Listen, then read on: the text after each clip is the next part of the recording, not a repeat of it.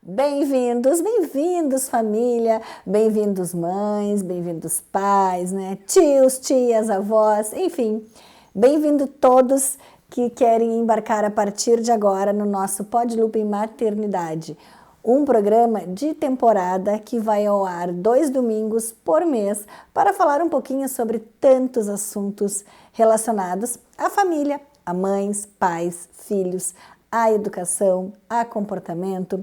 Estamos iniciando hoje esse primeiro momento, esse primeiro encontro com vocês, que acontece aos domingos, mas fica gravado aqui na nossa plataforma do YouTube, no nosso canal do Pod Looping. E olha só, a Olga saiu de cena dessa vez, mas eu cheguei aqui e ganhei uma companheira, e ela é terapeuta, sabia? Ela é a Lili. Aí eu vou falar com ela também um pouquinho daqui a pouco, mas eu vou falar com uma pessoa muito especial para iniciarmos esse Pod Looping Maternidade, o nosso primeiro episódio, com ela, que é uma especialista e tem muito assunto para contar. Vou falar agora, nesse momento, com a Cassiana Descovi, educadora especial, psicopedagoga, psicomotricista, neurocientista comportamental. Gente, ela é tudo isso e muito mais. E, claro, ela é a mãe da Lorena.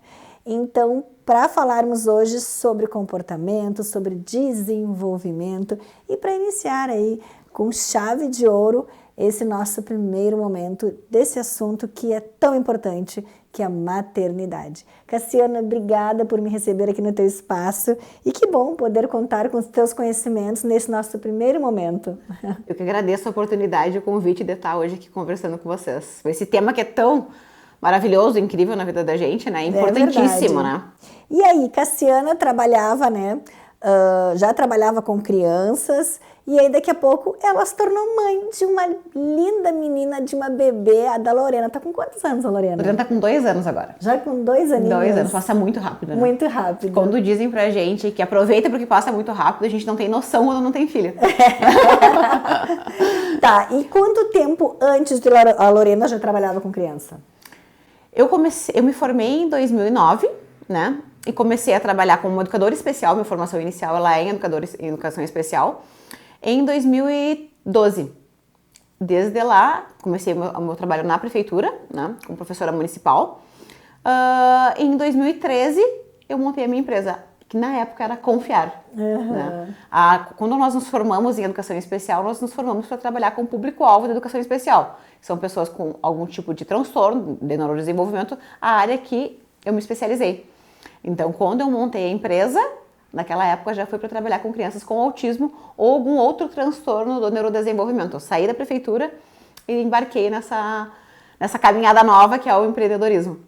E, na verdade, é uma área que hoje está cada vez mais procurada, né? Exatamente. Porque as crianças estão cada vez mais espertas, nascendo com comportamentos diferentes, né? Com um desenvolvimento também. Nenhuma criança é igual a outra, né? Exatamente. Nós temos uma geração que vem contemplada com diferentes fatores, né? Crianças muito espertas, crianças muito estimuladas, né? E também temos crianças que não recebem nenhum tipo de estímulo, né? Que recebem um estímulo diferente, né? Que são os eletrônicos, que é, na verdade, uma falsa descoberta, né? É um falso estímulo, onde os pais acreditam que estão estimulando, né? E ofertando um acesso, mas é um acesso que prejudica muito o desenvolvimento das crianças. Então, essas crianças, elas vêm com um quadro diferente, né? Tanto de cognição, de atenção e de comportamento, que é bem importante. Impacta diretamente no comportamento delas. Pois é, e aí antes de eu seguir com esse papo de comportamento, mais uma perguntinha para ti. Muito diferente ser a mãe da Lorena e ser uma especialista em comportamento e desenvolvimento infantil? Muito diferente. É muito gostoso, mas também muito desafiador, né? A gente, em qualquer âmbito que a gente trabalha, a gente passa por desafios, né? Quando tu é mãe, eu tive filho mais velho, né? Eu tô com 39 agora, tive a Lorena com 38. E quis ter a Lorena mais tarde para poder exatamente aproveitar, para poder eu e o Danilo, a gente poder cuidar dela e poder partilhar essa criação, né? Sim. Então a gente esperou, né? Trabalhamos, estudamos bastante, agora a gente vai ter. E exatamente isso que a gente faz até hoje. A gente se reveza para trabalhar e também cuidar do desenvolvimento dela. E quando ela veio, a gente amando o nosso trabalho, né? Entramos de cabeça para também poder curtir, mas também estimular, né? Porque nós amamos a área em que trabalhamos, então a gente aproveita muito enquanto está trabalhando. A gente gosta muito, então a gente trabalha, mas é um trabalho que é muito prazeroso, né? E a gente gosta desse trabalho também de trazer. Então a Lorena, ela cresceu aqui dentro da Neuroconfiar, né?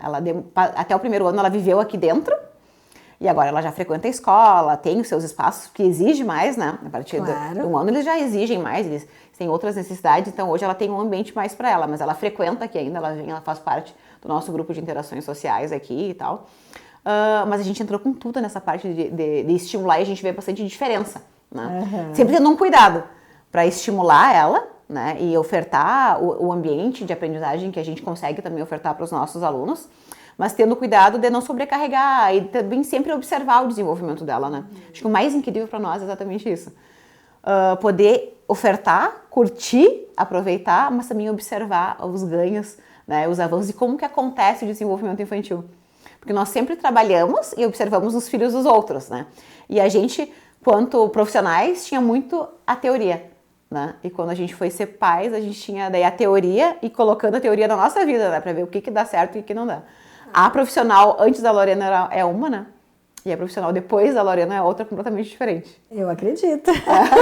E aí tu não fica naquela cobrança assim, meu Deus, eu estou agora numa brincadeira com a minha filha. Tu não fica o tempo todo perguntando, tipo assim...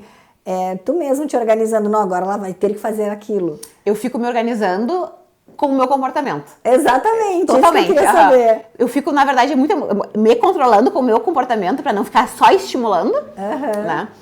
E para não estar sempre avaliando. É isso que eu queria saber. Eu imagino, muito. É incrível, assim, porque tu poder observar no teu filho tudo que tu estuda, né? Logo que ela foi se desenvolvendo, a gente foi estimulando e tal. É incrível como a gente sabe que acontece a neuroplasticidade. A gente sabe que o bebê dorme e durante o sono ele consolida todas as aprendizagens, mas tu vê isso acontecendo na tua frente e vê como que realmente acontece no outro dia, porque tu estimula, tu brinca, né? Tu oferta os estímulos para a criança durante o dia, a criança dorme e no outro dia que foi consolidado, ela traz para ti. Então a criança, ela agia, eu brincava com frutas, um exemplo, né? E ela dormia, ela acordava, banana. Ah, é? Maçã. Isso pra gente, né? Porque a gente vê se materializar na nossa frente, né? Sim. É incrível. Eu sempre me emocionei muito com isso. Porque como nós trabalhamos com crianças com desenvolvimento atípico, tu oferta o estímulo, tu estimula, né? E tem uma diferença muito grande do desenvolvimento típico pro desenvolvimento atípico, né?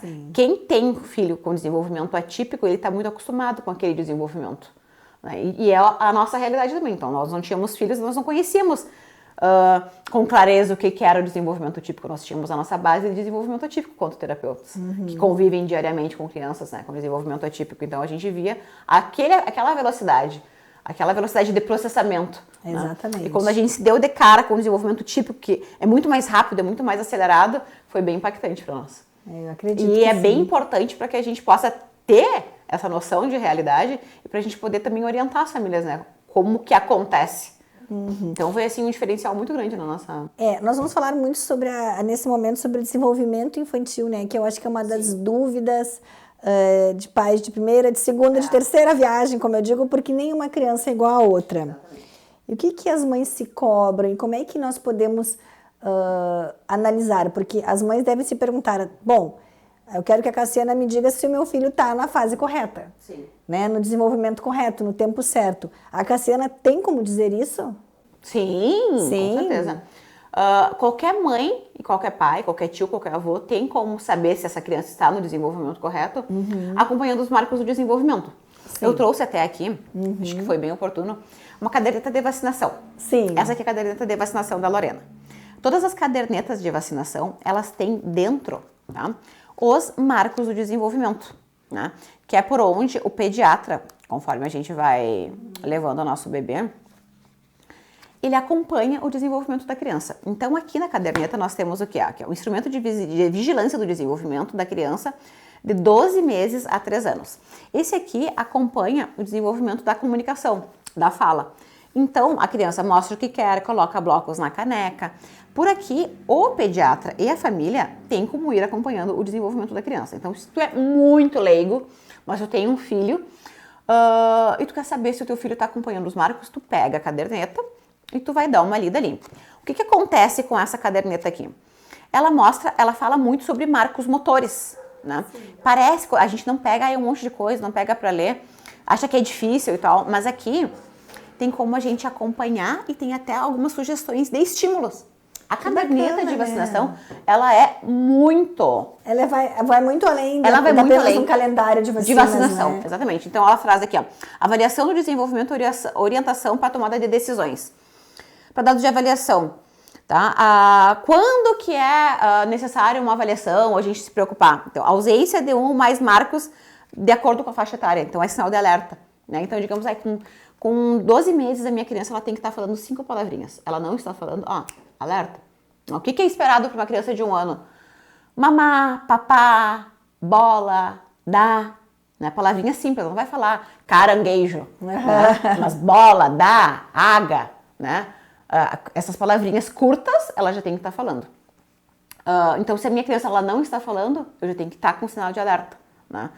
O mais simples é a gente acompanhar pela caderneta de vacinação. Mas eu quero alguma coisa mais específica. Nós temos, então, os marcos do desenvolvimento. O CDC, o Centro de Saúde dos Estados Unidos, ele traz para nós os marcos mundiais, que é o quê? O que é esperado para cada fase de desenvolvimento, de acordo com uma média mundial que nós temos, tá? Eles fazem essa triagem e atualizam a cada 2, 3 anos, né? Então, tem como todos os profissionais, médicos, profissionais de saúde, de educação, acompanhar. Nós aqui da Neuroconfiar, nós temos os nossos próprios marcos de desenvolvimento, tá? Onde nós elaboramos com base nos marcos da imitação, da comunicação, dos marcos motores, incluindo marcos de atenção. Por quê? Porque quando o bebê ele nasce, hoje em dia a gente escuta que a gente tem que colocar o bebê de bruços, né? Não estou sabendo. De bruços para quê? Para fortalecer a musculatura e o tônus do corpinho. Mas não é só para isso. Quando a gente olha só para marcos motores, a gente olha para isso. Mas quando a gente coloca o nosso bebê de bruços, o que ele faz por conta de um reflexo? Ele levanta a cabecinha. E quando ele levanta a cabecinha, ele olha. Então ele vê o mundo à volta dele. Ele começa o desenvolvimento da atenção nessas primeiras semanas de vida. Quando ele começa a movimentar a cabeça e olhar para o papai, para a mamãe. Quando ele escuta a voz, porque nós somos seres sociais. Sim. Ele sai da barriga e ele já procura o quê? O rosto da mãe, né? Esse é um dos primeiros sinais de desenvolvimento típico. Quando a criança ela está procurando o rosto da mãe, a voz humana, e ele faz essa rotação e começa a desenvolver a atenção enquanto ele presta atenção no ambiente. Isso vai se refinando, começa nas primeiras semanas e vai se refinando. Até que a criança com 6 meses começa a sorrir, a se sentar, né? A prestar cada vez mais atenção no ambiente. Com 9 meses ela tá já brincando, então ela pega um brinquedinho, ela segura a caneca, ela olha para ti e olha para a caneca, ela faz essa triangulação, que é o que a gente chama de atenção compartilhada. Essa atenção compartilhada, ela é uma das principais preditoras para que com 1 ano essa criança esteja falando. Crianças com atraso no desenvolvimento ou com transtornos no neurodesenvolvimento, uma das principais características é ela dos 6 aos 9, dos 9 aos 12 meses, começar a apresentar esse atraso, que é o que vai ocasionar depois um atraso na comunicação, um atraso na interação social. E esse atraso ele vai aumentando como se fosse uma escadinha. Então nós temos marcos, esses marcos aqui eles são os marcos esperados, com 3 meses a criança tem que estar fazendo, tem que estar rolando, tem que estar olhando, né? Com 6 meses ela tem que estar girando a cabecinha, tem que estar pegando o objeto, né? Ela tem que estar sentando adequadamente, né? Para depois ela começar a introdução alimentar, né? Um exemplo. Com 9 meses ela tem que estar compartilhando. Então são vários marcos para determinadas fases, como se fosse degraizinhos que essa criança tem que estar subindo.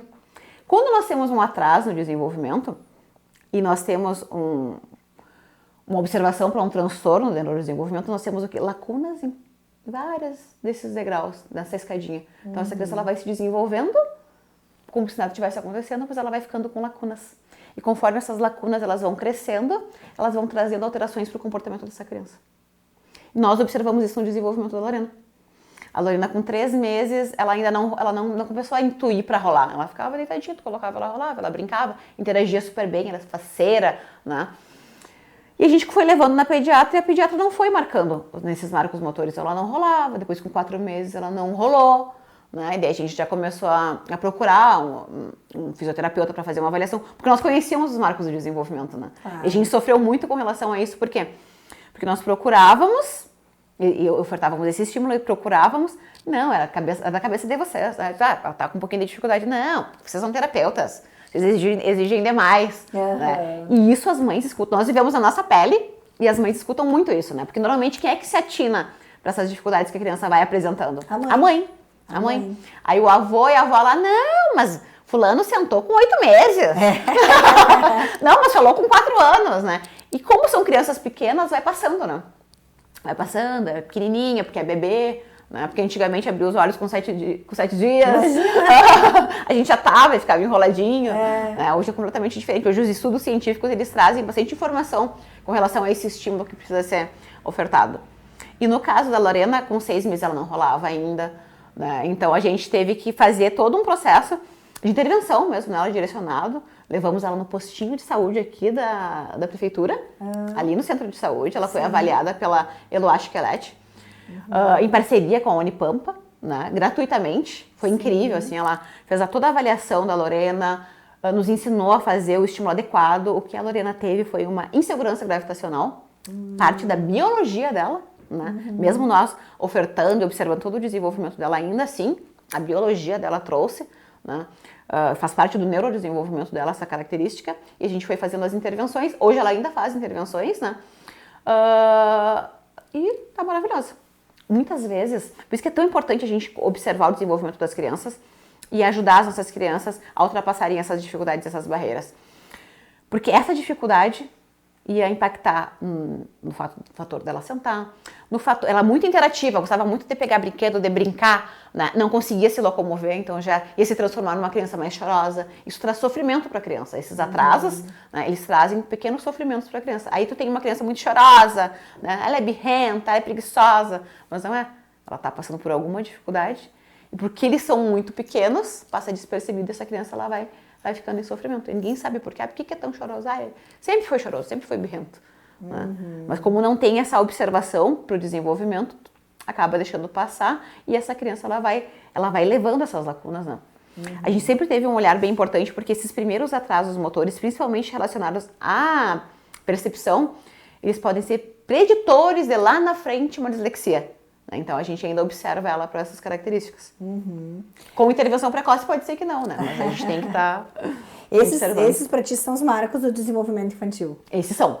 Sim. Isso que eu expliquei agora, que nós temos aqui na carteira de vacinação e que eu mostrei para vocês aqui, são os marcos de desenvolvimento. E aí dá para se guiar super bem. Super bem, exatamente. As famílias elas precisam ter acesso a esse tipo de material, né? Para ir acompanhando se o desenvolvimento da criança ele está adequado. Se não está adequado, se tem alguma dúvida, pega a caderneta de vacinação, procura os marcos do desenvolvimento e vai observando. Se tu vê que a tua criança está realmente, está com dificuldade, preciso então procurar um profissional para fazer uma avaliação. Né? E daí esse profissional vai te dizer, não, ele está com dificuldade na área da comunicação, não, ele está com dificuldade na área atencional ou na área motora. Né? E daí, muitas vezes, se a criança está passando por alguma dificuldade ou por algum atraso, tem como correr atrás e fazer uma intervenção, né? Ou fazer até um estímulo em casa, e essa criança ela consegue ultrapassar essas barreiras. É muito importante esse estímulo precoce, porque do 0 aos 6 anos é quando nós temos um número muito grande, uma maior neuroplasticidade, o nosso cérebro ele é muito plástico. Então tu vai através do estímulo ambiental, por isso que é tão importante esse enriquecimento ambiental, né? A pracinha, ela é completamente pensada para o desenvolvimento físico, social, motor e cognitivo das crianças. Então é super recomendado, viu? Super, pracinha. Tira do celular, tira da frente da televisão e leva para pracinha, para parquinho, né? Para interagir socialmente, para correr, para brincar, grama, né? Terra, barro, tudo que a gente fazia quando nós éramos crianças, né? Que a gente chama de estímulo sensorial. Né? Esse estímulo é super... Eu já até fiz um post sobre essa estimulação sensorial, né? Livros que a gente pode direcionar para quem é da educação, né? Para ofertar esse estímulo. Como que acontece conosco? Tá? Nós, seres humanos, nós estamos ali nos divertindo, brincando. A gente recebe o estímulo sensorial através do ambiente, então do movimento. Eu estou recebendo o estímulo sensorial da mesa para mim não me bater aqui. Se eu não recebo, eu vou bater o meu cotovelo. Se eu não faço esse processamento adequado. Através da nossa pele, né? Essa nossa pele, ela envia para os nervos, que enviam para a medula envia para o cérebro, olha só, que envia, faz toda essa análise, síntese, né? E responde através do automotor. Tudo isso. Então, eu estou recebendo todas essas informações para mim não me bater aqui e estou respondendo através do quê? Dessa organização, dessa gestão motora que eu estou tendo aqui para poder conversar contigo, para poder me organizar com a câmera, para poder me organizar contigo na minha frente, né? Com o ambiente que nós temos aqui, para a gente poder ter essa fala organizada. Se eu não faço esse processamento, eu me atrapalho, eu corto a tua fala, né? Eu me bato nos objetos, eu derrubo as coisas que estão na mesa. Né? Por isso que é tão importante a gente ter essa visão sobre, que é o que acontece na educação infantil, né? Sobre o estímulo do ambiente dentro dos aspectos do estímulo para a criança, né? E da intervenção. Isso tudo acontece de forma natural para crianças que são típicas. Então, tu coloca a criança na educação infantil, o próprio espaço da escola ali já é apto para que ela seja estimulada. Né? O contato com as outras crianças, as brincadeiras, né? No caso de uma criança com desenvolvimento atípico, a gente tem que ofertar mais. Né? É muito importante para os pais pensarem nisso. Né? O que eu oferto para o meu filho em casa? Né? Será que eu só oferto o sofá e o celular? Ou eu consigo ofertar um pátio, se eu moro num apartamento, uma pracinha, né? Brinquedos, né? Potinhos, texturas? Que tempo que eu destino para mim poder sentar com ele ali para fazer esse tipo de brincadeira? Porque é super importante. E o nosso modelo, a nossa modelagem é o que vai fazer com que essa criança sinta prazer e queira estar ali brincando, queira construir. Uma criança que não brinca, ela cresce com grandes lacunas no seu desenvolvimento. Por que a gente brinca? Né? A gente cresce e começa a brincar com os brinquedinhos, com os potinhos e tal. Do 0 aos 2 anos, esse é um brincar muito sensório motor. Né? Então a gente explora, brinca, coloca dentro, coloca fora. Depois a gente começa a construir a partir dos 2 aos 3 anos, a gente começa a construir. Então a gente começa a imaginar, pega a caneta e coloca, alô, finge que é um telefone. Sim. A gente faz toda essa construção do brincar pra gente pensar em hipóteses depois quando a gente cresce. Então digamos que eu derrube essa caneta aqui e ela vira a tua caneca. O que eu vou fazer agora? Eu vou disfarçar. Ou eu vou ter que pedir para ele pegar um pano para mim. Né? Ou como é que eu vou secar? Eu vou pegar uma toalha para secar aqui. Vou pegar um pano ou um papel para poder secar. A gente pensar em hipóteses, imaginar hipóteses para poder resolver problemas na vida adulta. O que a gente faz na vida adulta? Resolve problema. Né? Ela vem através do brincar que a gente brincou na nossa infância. Então, as crianças que não brincam na infância hoje, que ficam no celular, na vida adulta elas vão ter problema para poder resolver. Elas vão ter dificuldade para resolver problemas. Essa infância, ela vai de que idade a que idade? Vai do 0 a... Do 0 aos 6 anos. Aos 6 anos. Exatamente. Essa é a infância do desenvolvimento. Essa é a fase de intervenção precoce, de observação precoce. Entendi. Exatamente. É a fase que nós temos mais neuroplasticidade, né? Onde ela se desenvolve, onde essa criança é uma esponja.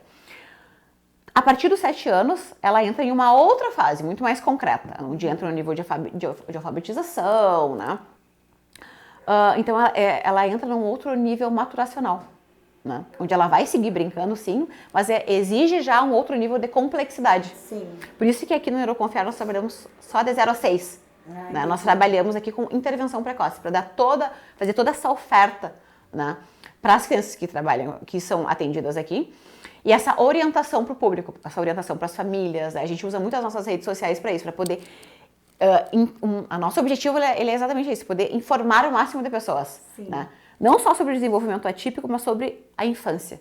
Né? Sobre como que se desenvolvem as crianças. O que a gente precisa fazer para poder ajudar essa nossa criança a se desenvolver. Não é comprando o tablet mais caro, o celular mais caro, dando os melhores jogos. Né? É realmente voltando atrás e lembrando o que nos fazia feliz quando a gente era criança. Né? Era brincar, era interagir, era ter amigos, era explorar o mundo, né? Era passar tempo brincando. A gente tinha potinhos de Danone e barro para fazer comidinha. Né? E a gente criava com aquilo ali, brincava com as bonecas, passava tempo brincando. E esse tempo brincando, ele faz a consolidação da atenção, né? Que é super importante para a gente poder iniciar, manter e finalizar uma demanda. Se eu vou no banheiro, eu tenho que entrar no banheiro. Eu preciso observar, eu preciso levantar a tampa, eu preciso baixar a calça, preciso fazer a minha necessidade, preciso me limpar, preciso fechar a tampa, puxar a descarga, apagar a luz. Olha a quantidade de processamento. Tanto naquela função, que eu comentei contigo, né, do envio, quanto para a gente iniciar, mandar e finalizar. Para nós com desenvolvimento típico, isso acontece muito rápido. Milésimos de segundo, todo esse processamento que eu te comentei agora, ele acontece em milésimos de segundo. Né? Essa minha ida ao banheiro, eu não preciso pensar sobre o passo a passo que eu vou fazer. Eu já automatizei e eu consigo realizar. Mas para uma criança que está com atraso, que está com uma dificuldade, né? É um desafio. É um desafio bem grande.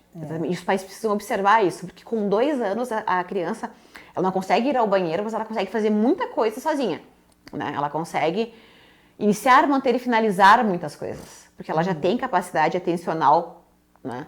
Para poder ir no quarto, pegar um brinquedo, trazer aqui e brincar, para depois guardar esse brinquedo, né? E esse não é o comum, porque as nossas crianças elas vêm se desenvolvendo com muitas lacunas por conta do pouco estímulo, né? Do ambiente que às vezes não é muito favorável e por conta do acesso aos eletrônicos, né? Porque essa atenção que a criança, ela pega o celular, ela fica ali olhando o vídeo, ela troca os vídeos, né? E essa atenção que ele fica 30 minutos, fica 1 hora, enquanto tu faz as tuas coisas em casa, né? Essa atenção não é a mesma que ele vai utilizar depois para brincar com os brinquedos, para interagir com as crianças, para resolver os problemas do dia a dia, né? A liberação de hormônios e neurotransmissores que acontece quando a criança está na tela, né? Ela não é a mesma que a gente tem através das interações sociais, que ela é liberada, o prazer que é liberado através dos eletrônicos, ele não é o mesmo que é liberado através das interações sociais, né? Então eles vão apresentar dificuldades nessas outras áreas. Olha só, papo e papo, dormiu. E ela dormiu. Dormiu essa terapeuta, depois eu vou querer saber qual é a função dela aqui. Me fala uma coisa, falando agora sobre um assunto que de certa forma é polêmico, né? Eu lembro que eu coloquei o Frederico com 8 meses de idade na escolinha de educação infantil, né? A creche, ou enfim, como as pessoas preferem se referir. E o Inácio eu coloquei com 1 ano e meio. Porque o Frederico, eu estava em plena produção do programa, na época eu tinha o looping, e então eu senti necessidade de colocá-lo de uma vez, porque não queria depender de uma terceira ou quarta pessoa, né?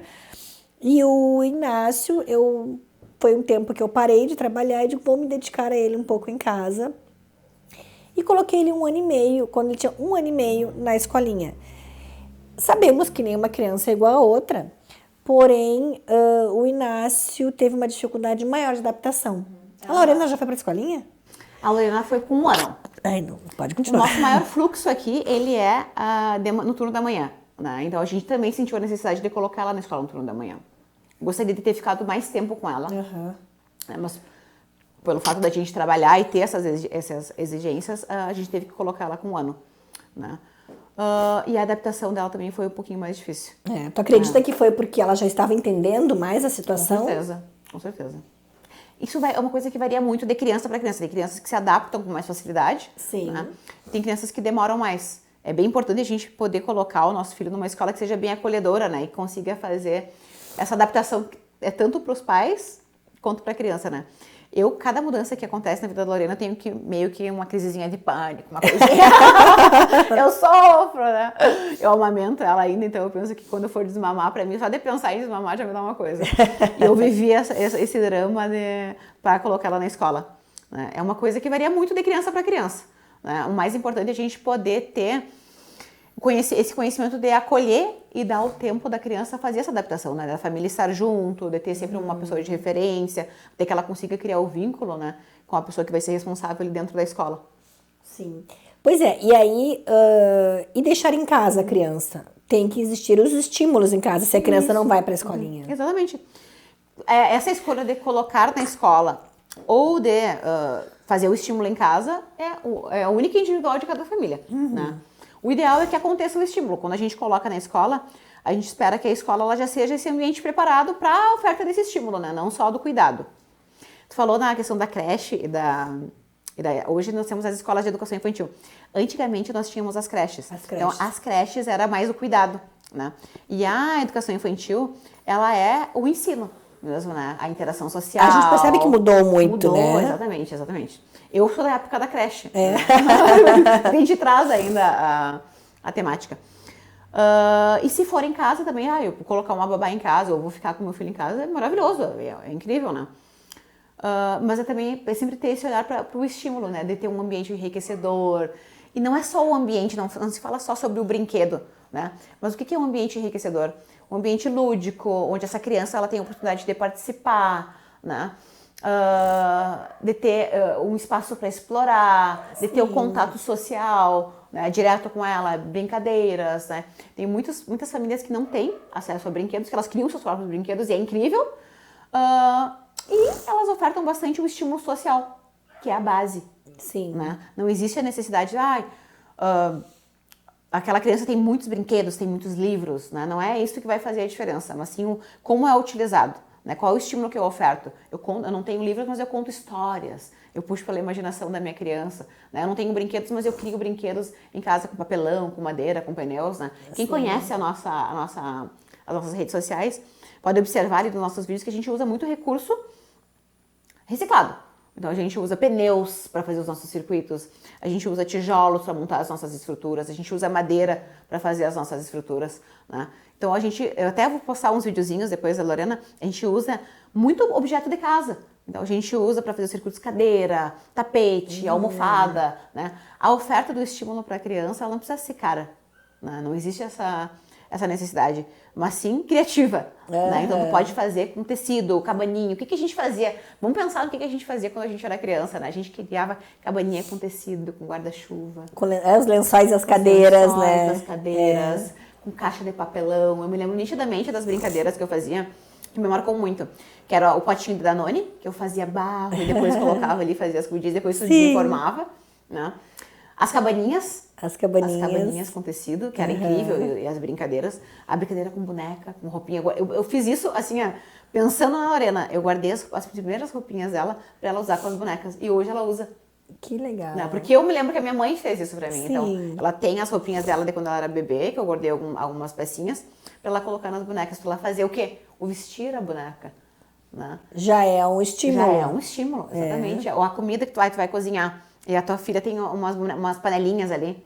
Então tu dá um pouquinho do arroz pra ela colocar na panelinha, né? Pra ela brincar. Claro. Né? A gente orienta muito as famílias das nossas crianças assim, tu vai cozinhar, inclui a tua criança naquela atividade, não perto do fogão, né? Mas o que tu pode fazer na pia? Tem como tu dar um potinho com uma esponja pra ela sentir a textura, né? Pra ela colocar um pouquinho de sabão e apertar. Ali tu vai manter a tua criança no teu ambiente, contigo, interagindo. Sim. Enquanto tu faz as suas coisas, tu tá mantendo ela ali em segurança e participando, né? A criança, o que a criança mais quer da vida? Estar junto com os pais e poder participar das suas atividades. Né? E muitas vezes a gente quer colocar ela em outro local pra gente poder fazer as nossas coisas.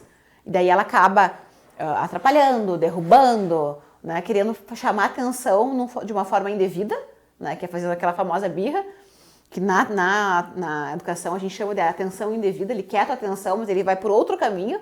Né? As crianças, elas são excelentes observadores, mas péssimos julgadores, porque eles não têm ainda essa condição de julgar o que é certo e o que é errado, né?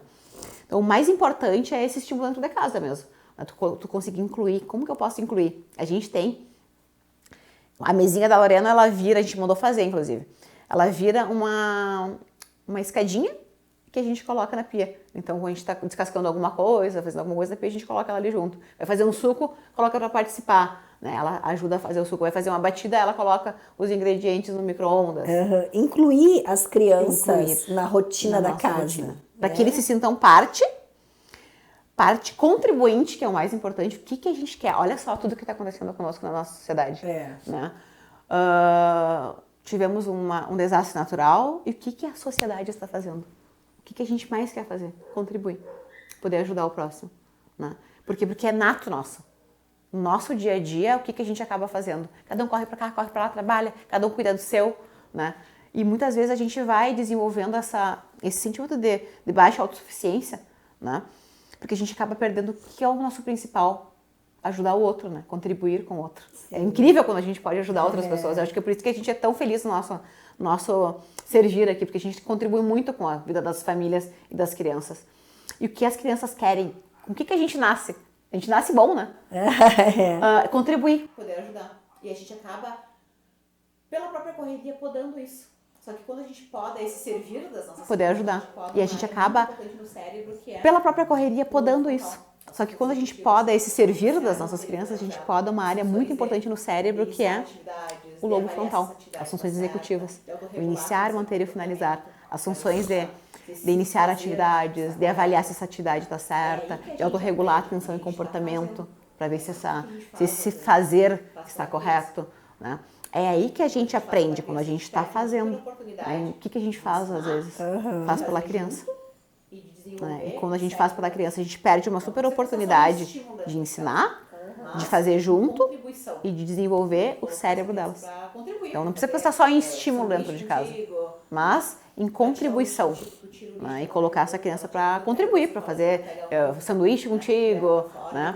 Para tirar o lixo contigo, tu tira o lixo e ela vai levando, ela te ajuda, tu pega 2 sacolas e ela pega uma, né? E leva para fora, e depois agradece, muito bem, meu filho, tu me ajudou. Essa criança vai ficar realizada, assim como nós, quando adultos, vamos ajudar uma pessoa, a gente fica, nossa, que legal, que sentimento bom que a gente sente quando a gente pode contribuir com alguém, a gente E quando sente acontece algum confortável, probleminha, confiante, a criança não consegue né? desenvolver, ou a criança se irrita, Participativo. né?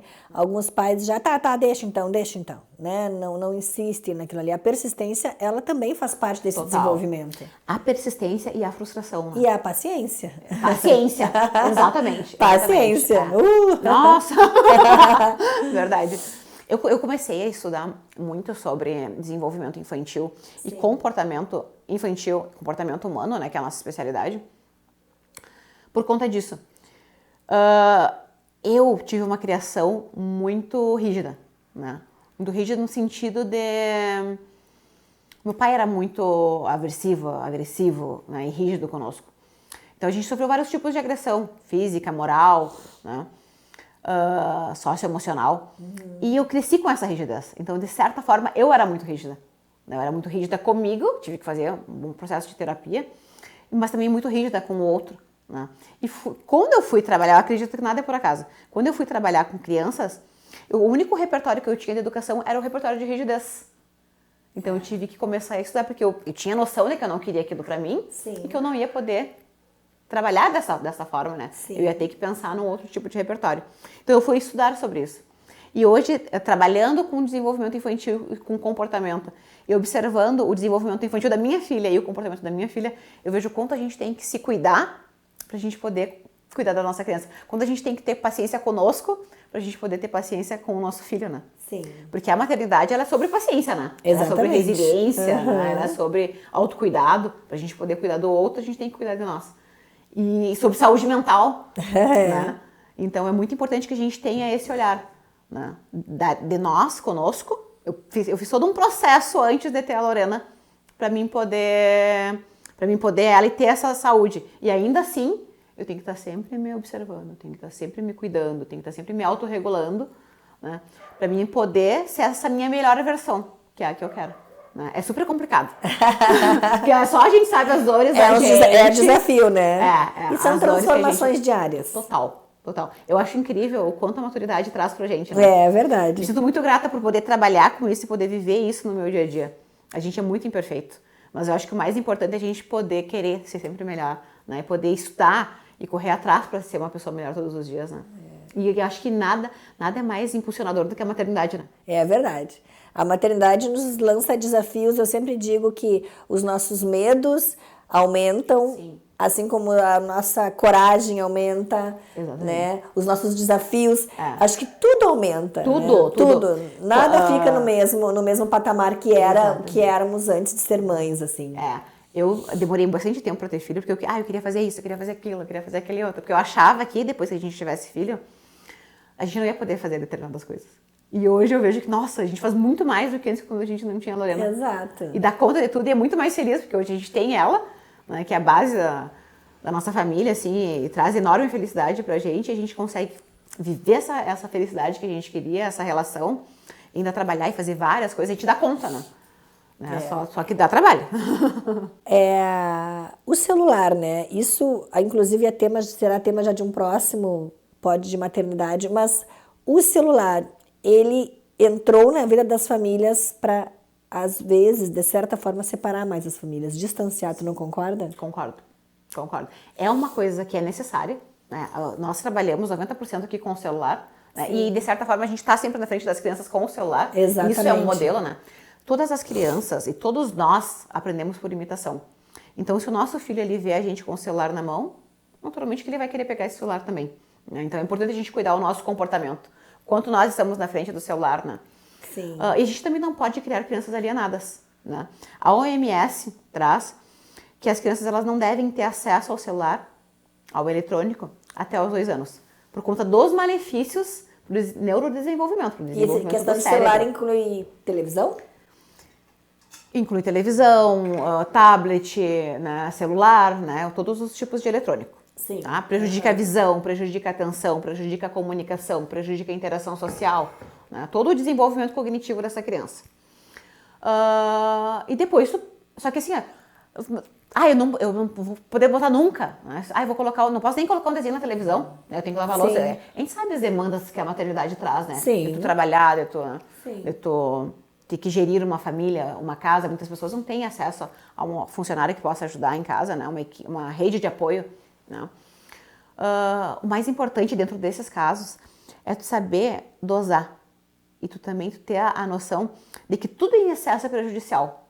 Né? Então, eu não vou nunca colocar um desenho. Não, tu pode colocar um desenho. Mas será que tem como tu tá interagindo com essa criança?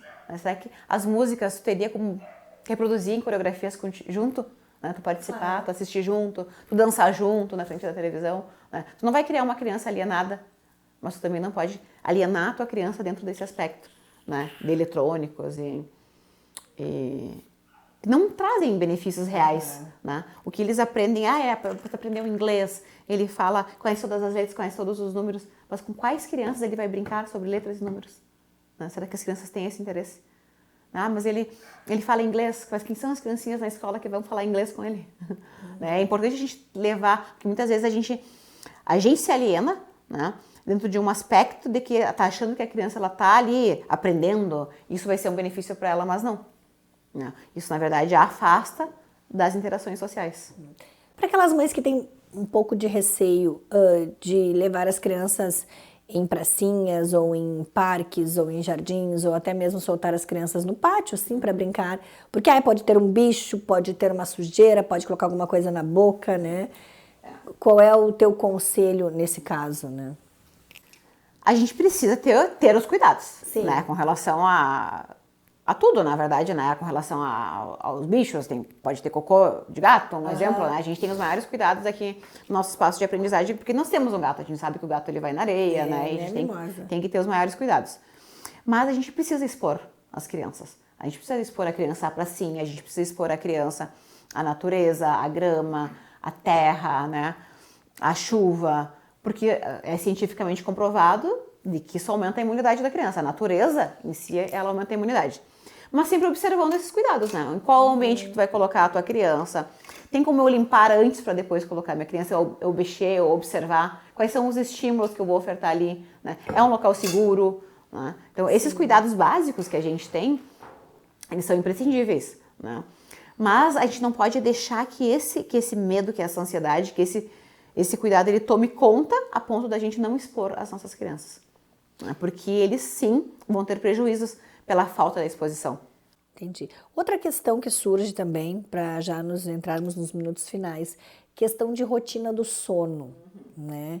Eu acho que é importante também o sono como um fator decisivo no desenvolvimento da criança. Exatamente. Nossa, a rotina do sono é muito importante. Uma criança que não dorme bem, ela não aprende bem.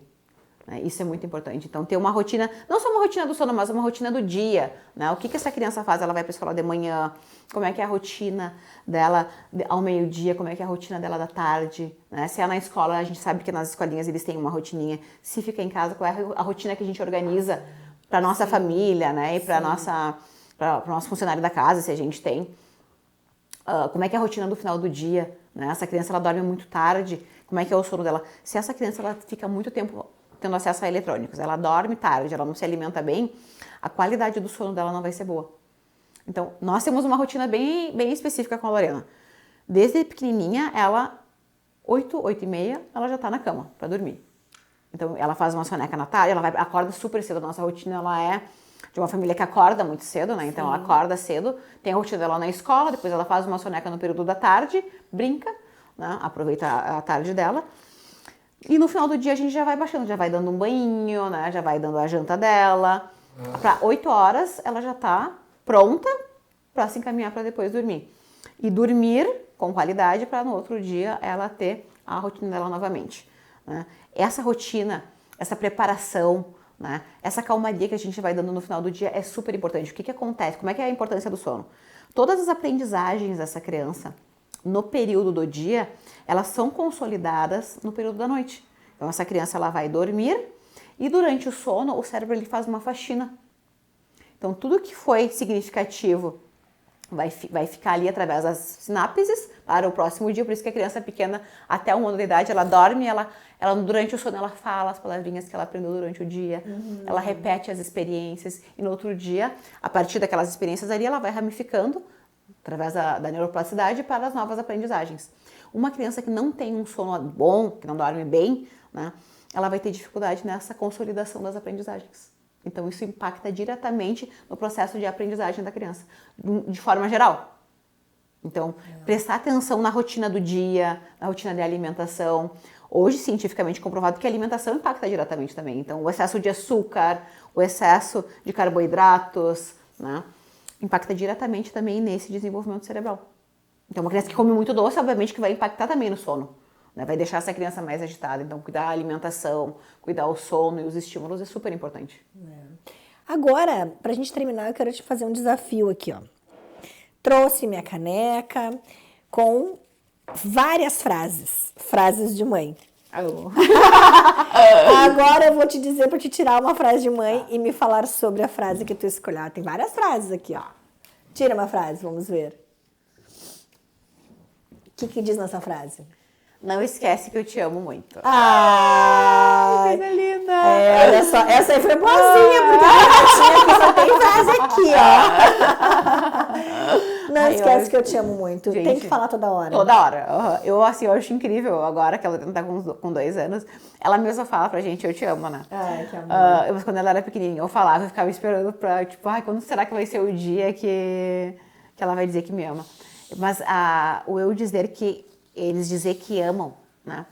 É só a expressão de um sentimento que eles já entendem, né?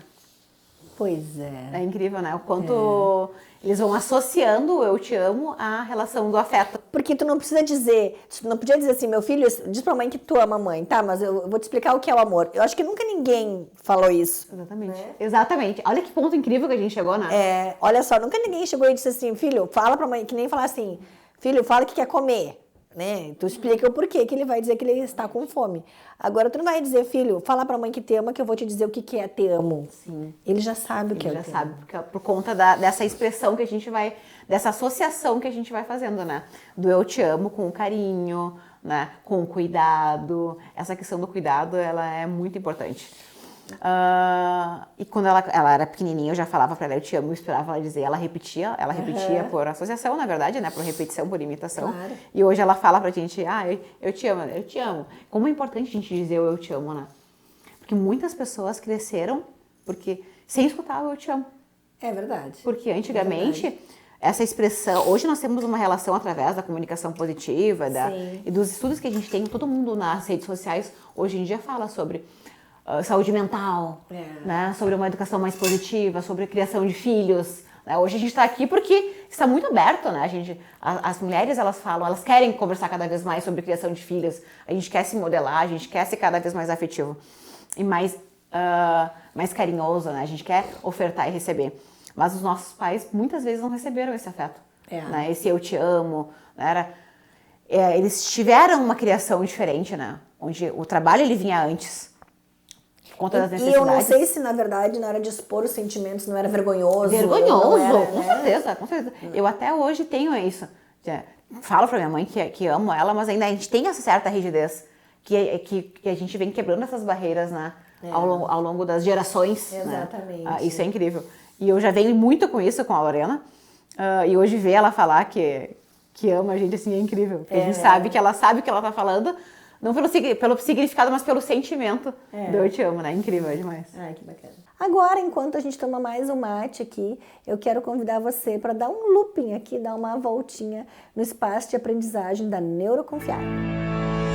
Essa aula de psicomotricidade. Sim. Uma das aulas que a gente utiliza. Todas elas a gente utiliza parte de psicomotricidade e também mesinha que a gente faz pedagógico. Aqui, esse corredor a gente usa para fazer atividade também. E essa sala aqui é a sala de intervenção precoce. Então, as crianças pequenas, elas iniciam o trabalho. Ah, que Eles delícia. começam nessa salinha aqui. Sim. E os Uhum. brinquedos, eles são separados por nível de desenvolvimento.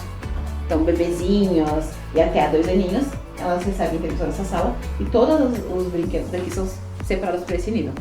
Ah, que legal. Já naquela sala ali, é para os maiorzinhos. Então, aqui a partir de 3 aninhos, a mesa Sim. já é adaptada ao nível deles. A gente trabalha também aqui a parte de psicomotricidade, mas os jogos já envolvem um outro nível de complexidade daí. Sim, entendi. Então, Conforme a isso, idade, né? Isso, exatamente. Ai, que amor. Ai, que legal a rampa, tudo, que joia, né? A rede. A gente vai trocando, a gente usa balanço, usa rede. Aqui também a base do trabalho com eles é a parte de psicomotricidade. Sim. A ver o estímulo sensorial e o estímulo motor. Então a gente usa todas as salas e as estruturas para. Que legal. Pra E estimular essa aqui bem. é a última sala que é dos maiores. A gente ainda tem algumas crianças que são Aham. mais velhas, Sim. que eram minhas desde que a gente começou a trabalhar. Sim. Não é público-alvo que a gente atende, Sim. mas a gente ainda mantém uma sala porque eles não, os pais não quiseram Se desligar ainda. se desligar. Ai, que Exatamente. legal. Então a gente tem uma mesa maior que é para as crianças que são maiores. Sim. Cassiana, também queria aproveitar a oportunidade de te presentear com um livro, um mimo meu aqui, Louca por Eles, e com eles, que é um livro que eu escrevi sobre os meus filhos. Linda, Que fala sobre o desenvolvimento deles, né? Meu Deus, será que eu vou ser julgada? Muito obrigada. Obrigada, Presente espero que lindo. possa se divertir Vou aí, amar, né? Com certeza. Ela vai me avaliar, meu Deus! Vou dar um feedbackzinho depois. Muito obrigada por esse merece, presente lindo. merece, Que registro merece. incrível aí pra Eu posteridade. acho, para posteridade, eu lembro que quando eu escrevi esse livro, eu pensava assim, meu Deus, eles não sabiam ler ainda, né? Aham. É, assim, muito. Aí eu dizia assim, imagina o dia que eles lerem, eles vão dizer, mãe, pô, mãe, vou escrever esse mico aí, mãe. Eu tô só esperando, né, Ai, esse que amor. momento. Aham. Eles já leram? O meu mais velho já começou a ler. Ah, Até agora não me falou nada. aham. Muito obrigada, amei. Obrigada. Amei. Eu acho que registro lindo. é um registro lindo, é um momento assim que... Uma prova de amor pros teus. É, obrigada. Mas o título é bem essa, é louca por eles e com eles, E com porque eles eles. deixam a gente louca, né? Adorei, Cassiana, obrigada. Eu que agradeço. Olha só, fiquei muito feliz de trazer essas informações, né? Ela é uma metralhadora, assim, ó. Ela falou, e tenho certeza que ela ajudou muita gente, pais de primeira viagem que estão chegando e outros mais que estão nos acompanhando, pais, mães, famílias, né? A importância da observação do desenvolvimento das nossas crianças, a importância da rotina, a importância da hora do sono, dos marcos do desenvolvimento. E mais uma dica que eu acho que é bem interessante. Eu explorei bastante a minha carteirinha de vacinação, o meu livrinho da vacinação no hospital mesmo, Ai, sabe? que maravilha. Eu estava lá à toa, Sim. naquela época não tinha o hábito de carregar um livro, hoje eu sempre estou com um Sim. livro. E eu lembro que eu descobri a caderneta lá, enquanto o bebê dormia, a gente acaba que não consegue dormir com aquela adrenalina. Aham. Tu começa a observar assim, e eu me sentia a supermãe olhando ali e fiz várias descobertas na caderneta de vacinação. Acho que é uma baita dica aí para as pessoas darem uma atenção para esse momento. Então, eu queria te agradecer muito, muito, muito. Eu que agradeço. A esse novo desafio, esse meu novo desafio que tu topou aí desde do primeiro momento, a participar, a trocar de ideias e levar tantas informações importantes através da tua experiência como mãe, como profissional na área. E fica à disposição aqui teu espaço também, né?